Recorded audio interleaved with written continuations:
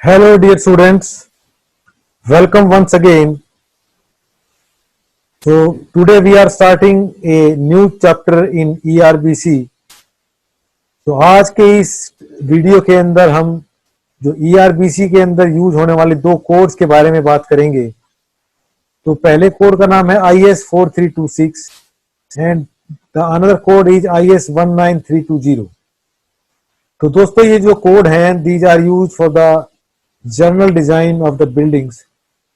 तो जो हमारा पहला कोड है IS 4326, this code is use for in this code there are so many provisions for the design of the building. So the few points are mentioned. These are the general principles which are used in this code. तो सबसे पहला हमारा इसके अंदर लिखा है कि जैसे lightness, continuity of construction, building configuration, foundation and ductility.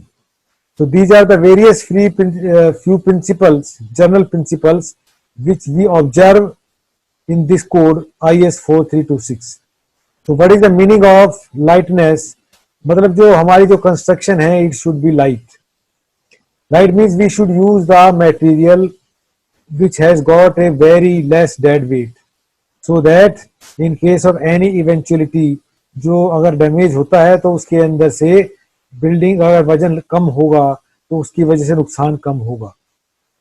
और इस तरह से जैसे अगर हम बहुत बड़ी बड़ी ऊंची ऊंची बिल्डिंग बनाते हैं तो उसके अंदर से जो बिल्डिंग का जो सेल्फ वेट होता है वो भी बहुत कम होना चाहिए।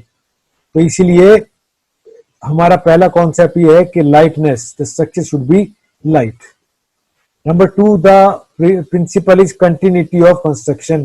जो कंस्ट्रक्शन है हमारी उसके अंदर जो बिल्डिंग हमारी बनती है it should behave like a single unit. तो सारा का सारा स्ट्रक्चर अगर हमारा एक सिंगल यूनिट के अंदर ऐसे एक्ट करेगा तो उसकी वजह से, अर्थक्वेक की वजह से उसके अंदर डैमेज बहुत ही कम होगा।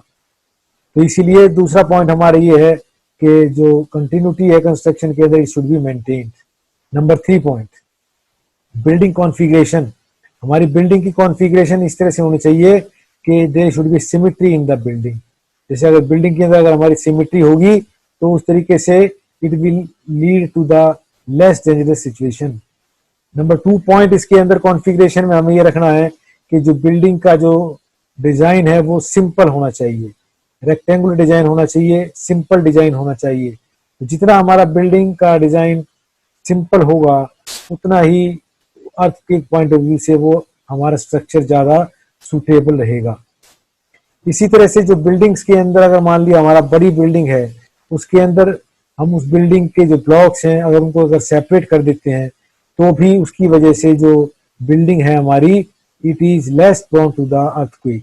जैसे इसके अंदर दिखाया गया है फिगर के अंदर कि जैसे हम बिल्डिंग को सेपरेट कर देते हैं ब्लॉक्स के अंदर, जैसे आपको अलग अलग प्लान बिल्डिंग के दिखाए गए हैं, L shape, T shape, Y shape, E shape. तो अगर इस तरीके से अगर हम बिल्डिंग्स के ब्लॉक्स को अगर अलग अलग कर देते हैं तो भी ये हमारा स्ट्रक्चर जो है it is good for earthquake. इसी तरह से जो एनक्लोज एरिया होना चाहिए वो बहुत कम होना चाहिए, छोटा होना चाहिए और वो इस तरह से बिहेव करे just like a rigid box. तो इस तरीके से भी हम अपनी बिल्डिंग को ज्यादा अर्थक्वेक रेसिस्टेंट बना सकते हैं। और उसके अंदर जो बिल्डिंग है उसके अंदर लंबी लंबी दीवारें इस तरीके से उसके अंदर अगर उनको अगर कम रखेंगे तो भी हमारी बिल्डिंग का जो स्ट्रक्चर है वो अर्थक्वेक रेसिस्टेंट ज्यादा होगा। इस तरीके से अब जैसे फाउंडेशन भी जो बिल्डिंग की बनती है it is also very important part. तो फाउंडेशन जो बिल्डिंग का बनाते हैं तो it should not be constructed on the loose soil. इसके अंदर जो स्ट्रक्चर है हमारा वो बिल्कुल एक फर्म ग्राउंड के ऊपर जब तक नहीं बनेगा जब तक उसके अंदर हमारी बिल्डिंग जो है फाउंडेशन उसकी वीक रह जाएगी। और वीक बिल्डिंग की होने, वीक फाउंडेशन होने की वजह से जो हमारा जो बिल्डिंग है it is more prone to the earthquake, उसमें नुकसान ज्यादा होगा। इसी तरीके से इसके अंदर जो अगर हमारी सॉइल अगर नीचे से अगर उसके अंदर लिक्विफिकेशन हो जाता है, liquefaction mean the soil behave just like a, तो जो हमारी लिक्विड की तरह से बिहेव करती है जो सॉइल है, तो उसकी वजह से जो इट इज ए लिक्विफेक्शन जिसको हम बोलते हैं, इट इज ए फिनोमिना। तो कई बार जब हमारी वाटर टेबल बहुत ज्यादा ऊपर आ जाती है तो उसकी वजह से जो सैंडी सॉइल है it behaves like a liquid. तो इस तरीके का भी अगर हमारे पास अगर स्ट्रक्चर हो जाता है तो उसके अंदर it is very dangerous from the earthquake point of view. तो इस तरीके से इस तरह का जो स्ट्रक्चर है हमारा वी शुड इस तरह का वहां पर हमें स्ट्रक्चर को अवॉइड करना चाहिए। और सबसे इंपॉर्टेंट पार्ट ये है इसके अंदर पांचवा, वो है डक्टिलिटी। हमें अपनी बिल्डिंग के अंदर डक्टिलिटी मेंटेन करनी चाहिए, क्योंकि जो हमारी प्रॉपर जो पुराने अर्थक्वेक जो बिल्डिंग्स हम बनाते हैं, ब्रिक बिल्डिंग या stone machinery, they are brittle material और उसके अंदर देयर इज नो डक्टिलिटी। तो अगर हमारी बिल्डिंग में अगर डक्टिलिटी नहीं होगी तो it will collapse as a brittle material. तो इसलिए हमें बिल्डिंग के अंदर we have to maintain a proper ductility. It is the property in which material undergoes considerable deformation without losing its ability to carry load. तो अगर building के अंदर proper ductility है तो we can save so many things. हमारी building उसके अंदर collapse नहीं होगा और मुझे डक्टिलिटी की वजह से हमारी बिल्डिंग खड़ी रहेगी। तो इसका जो बेसिक पर्पज भी लिखे गए हैं, to prevent the building from the collapse and prevent loss of life and serious injury during life to moderate earthquake the building should not get damage beyond repair. तो अगर हमारी बिल्डिंग अगर ductile है तो उसके अंदर there will be no loss of life and serious injury, और उसके अंदर जो बिल्डिंग हमारी वो पूरी तरह से कोलैप्स भी नहीं होगी। So these are all the points which we have considered up till now. They are all the general considerations for this code. तो दोस्तों अब हम अगला नेक्स्ट हमारा कोड है, जैसे इसके अंदर बिल्डिंग के डक्टाइल के बारे में भी बताया गया है कि अगर हमारी बिल्डिंग डक्टाइल होती है तो इस तरीके से we can go a larger deformation. इस तरह से डिफॉर्मेशन बहुत ज्यादा होगा and it will give us enough chance to escape. अगर हमारी बिल्डिंग अगर ब्रिटल होगी तो इस तरह से एकदम से फेल हो जाएगी और it will not give us the chance to escape. तो दोस्तों अब हमारा नेक्स्ट कोड है 139201993।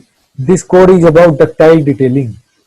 डक्टाइल डिटेलिंग मीन्स जो हमारी बिल्डिंग है इट शुड बी डक्टाइल, तो उसकी डक्टाइल उसको बनाने के लिए हमें क्या क्या प्रोविजंस किस किस चीज के अंदर बीम्स में कॉलम्स में किन किन चीजों का ध्यान रखना चाहिए वो सभी इस कोड के अंदर बताया गया है। तो जैसे हमारा पिछला पॉइंट भी हम डक्टिलिटी के बारे में बात कर रहे थे, तो वही इसके अंदर ये पूरा कोड ही इसके बारे में है। तो ductility is defined as a capacity of a structure to undergo large inelastic deformation without significant loss of strength और stiffness. And ductile detailing means detailing of structure that enables the structure to have a large ductility is called ductility detailing। तो हमें जो structure है हमारा उसके अंदर इस तरीके से बनाना चाहिए, उसके अंदर जो स्टील जो मेन चीज है कंपोनेंट है उसका डिजाइन प्रॉपर अगर होगा, उसके अंदर अगर हमने जॉइंट्स अगर प्रॉपर लगाए होंगे स्टील के अंदर, तो that our structure will become quite ductile. तो ये जो कोड है हमारा 13920 उसके अंदर इसी के बारे में ही डिटेल में बात की गई है। तो जो factors on which ductility depends, तो उसके अंदर वही सभी चीजें बताई गई हैं। जैसे अगर हमारी जो कंक्रीट है उसका भी इसके अंदर एक बहुत इंपॉर्टेंट रोल है। तो जैसे जैसे कंक्रीट की स्ट्रेंथ बढ़ती है तो डक्टिलिटी बढ़ती है। तो with the increase the concrete specimen the ductility also increases. Ductility increase linearly with the increase in the shear strength. तो जैसे हमारी जो कंक्रीट है उसकी अगर शियर स्ट्रेंथ बढ़ती है तो उसके साथ साथ ही हमारी डक्टिलिटी भी बढ़ती है। और इस तरीके से जो ये जो मेन फैक्टर्स हैं डक्टिलिटी के इन सभी के ऊपर डिपेंड करती है। तो इसके अंदर जो प्रोविजंस दिए गए हैं I13920 के अंदर, तो उसके बारे में हम कुछ बात करते हैं कि भाई जो हमारे डिफरेंट मेंबर्स होते हैं उसके अंदर हमें किन किन बातों का ध्यान रखना चाहिए। तो जैसे इसके अंदर बताया गया है कि these requirements apply to frame members resisting earthquake induced forces and designed to resist flexure. These members shall satisfy the following requirements। तो सारी रिक्वायरमेंट्स अगर हमारे मेंबर्स अगर फॉलो करते हैं तो it gives us A earthquake resistant structure।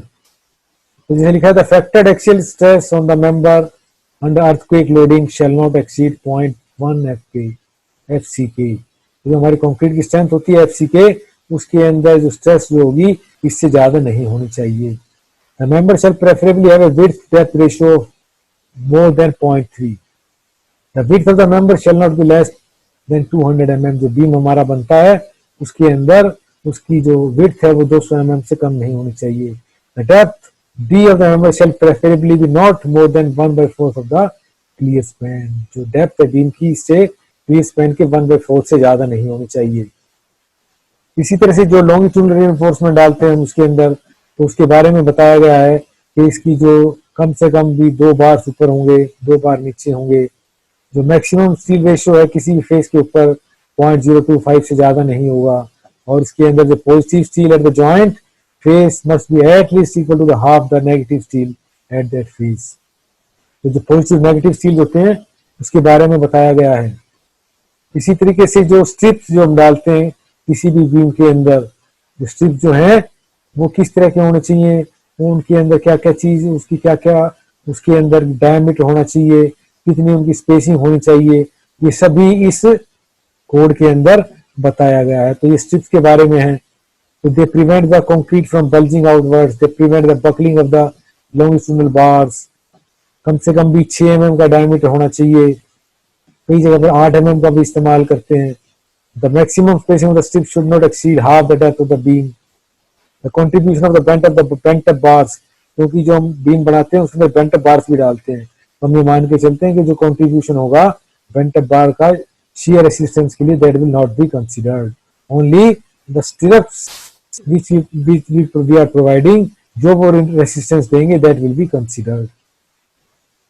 तो इस तरह से कॉलम के बारे में भी जो हम यूज करते हैं किसी भी बिल्डिंग के अंदर कॉलम, तो कॉलम के बारे में भी उसके अंदर गाइडलाइंस दी गई हैं कि अभी कॉलम को डिजाइन करते वक्त हमें किन किन बातों का ध्यान रखना है। तो उसके अंदर उसकी परसेंटेज ऑफ स्टील के बारे में बताया गया है कि कम से कम भी 0.8% और मैक्सिमम 6% क्रॉस सेक्शनल एरिया का होना चाहिए। उसके अंदर the minimum number of longitudinal bars provided in the column shall be 4 in the rectangular and 6 in the circular. 4 सरिये कम से कम भी, अगर हमारा कॉलम अगर रेक्टेंगुलर है तो 4 और अगर सर्कुलर है तो कम से कम 6 स्टील बार्स उसमें होनी चाहिए। इसी तरीके से मिनिमम 12 mm का डायमीटर सरिया होना चाहिए। उसके अंदर जो reinforce concrete column having helical reinforcement shall have at least 6 bars of longitudinal reinforcement। जैसे सर्कुलर के बारे में बताया गया है, इसी तरह से अगर हम हेलिकल रेनफोर्समेंट इस्तेमाल करते हैं तो कम से कम 6 बार्स उसमें होनी चाहिए, वो पूरे आपस में टच में होनी चाहिए। अगर कॉलम जो 2 स्पेसिंग है 2 रेनफोर्समेंट के बीच में 300 mm से ज्यादा ना हो। तो ये सभी जो थी हमारी जो मेन रेनफोर्समेंट थी उसके बारे में थी। अब हम उसके अंदर जो क्या नाम है ट्रांसवर्स रेनफोर्समेंट प्रोवाइड करते हैं उसके बारे में भी कुछ उसके अंदर गाइडलाइंस दी गई हैं कि उसके अंदर जो हमारे पास जो स्टीरअप्स होते हैं उसके अंदर हम ट्रांसवर्स रेनफोर्समेंट उसको बोलते हैं।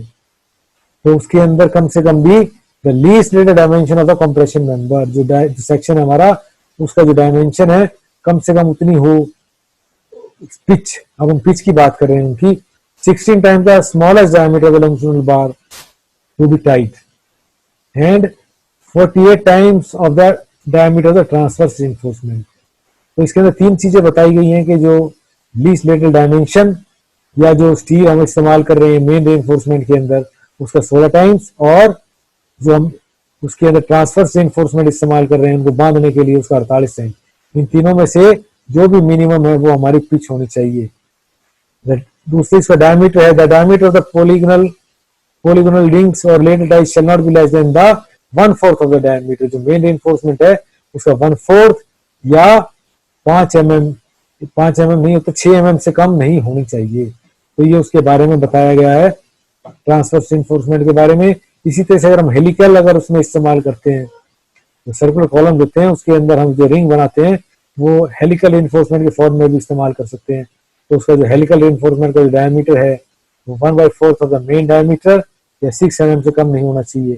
और उसकी जो पिच है इन हेलिकल रेनफोर्समेंट 75 mm या 1/6 of the core diameter of the column से कम नहीं होनी चाहिए। तो दोस्तों आज हमने ये 2 कोर्स के बारे में पढ़ा है। तो इन कोर्स के बारे में ये IS प्रोविजंस बताए गए हैं कि अगर हम डिजाइन करते हैं किसी भी आपके रेसिस्टेंट बिल्डिंग को, तो हमें बिल्डिंग के डिजाइन के अंदर किन किन बातों का ध्यान रखना चाहिए, या इसी तरह से अगर हम डक्टाइल डिटेलिंग कर रहे हैं या कॉलम अगर हम उसके अंदर जो स्टील प्रोवाइड कर रहे हैं उसके बारे में हमें किन किन बातों का ध्यान रखना चाहिए। अगर हम इन सभी बातों का अगर ध्यान रखते हैं तो we can make a earthquake resistant structure. तो दोस्तों आई होप कि आपको ये वीडियो बड़ी समझ में आई होगी और इसको आप मैं आगे ध्यान से देखेंगे, पूरी देखेंगे और इसको आगे ज़्यादा ज़्यादा शेयर करेंगे और इसको फॉरवर्ड करेंगे और इसको सब्सक्राइब करेंगे। Thank you once again.